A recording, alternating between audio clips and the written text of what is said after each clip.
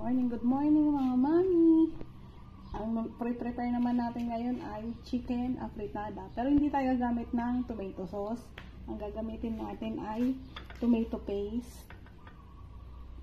Tapos may garlic, onion, seasoning, paminta, patatas. Binabad muna natin sa tubig para hindi mag-brown. Carrots, chicken, and toyo. So, kasi hindi tayo gumamit ng tomato sauce kasi para sa akin maasim pag tomato sauce. Pag eto, pagsamahin mo tong tomato paste tsaka toyo, perfect siya. Nice. Kaya, start na tayong luto. Sa mainit na kawali, lagyan na natin ng konting mantika.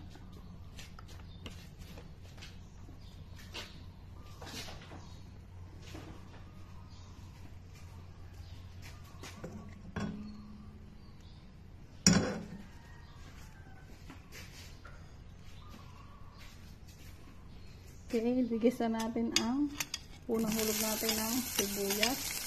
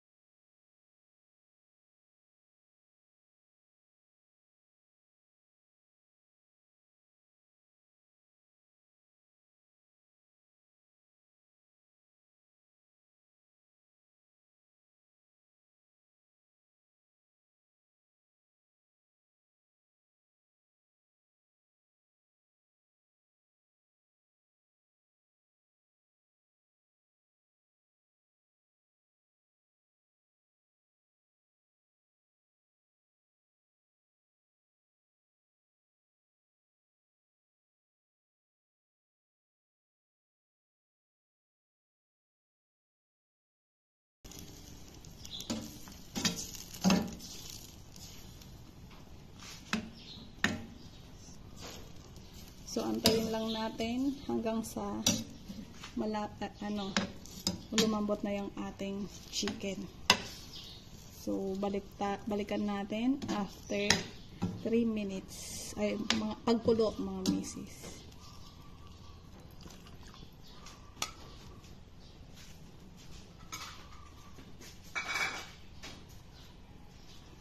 So, takpan natin and balikan na lang natin, mga mami. So, after 5 minutes, ilagay na natin ang ating patatas and ang ating carrots.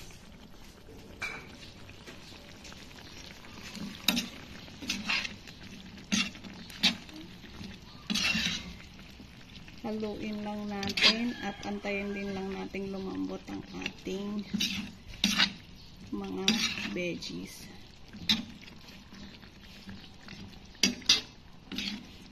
Okay, hindi na ako naglagay ng ibang mga gulay like bell pepper and green peas kasi alam nyo na mga bata hindi rin naman kinakain, so sayang lang at para tipid-tipid.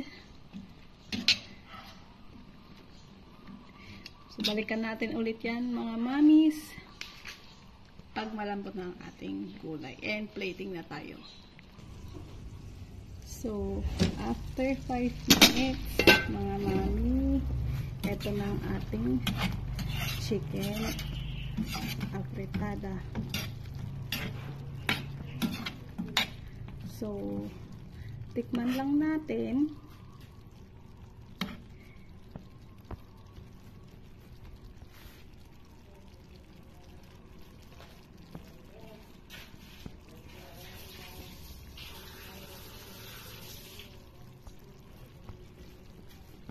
Okay na siya mga mami. Kung sa panlasa nyo medyo matabang, para lagyan nyo lang ng konting tomato sauce, ay toyo pa, soy sauce. Bali yun yung pampaalat natin. Hindi ako naglagay ng asin. Bali yung soy sauce ang pinangtimpla ko sa alap. So plating na tayo mga mami.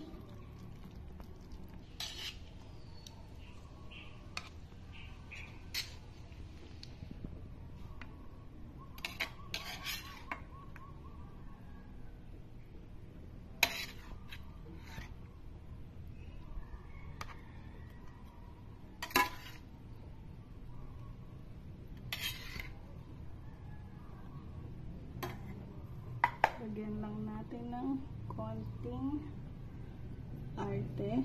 So, eto na ang ating chicken afritada in tomato paste ala Nanay Joy.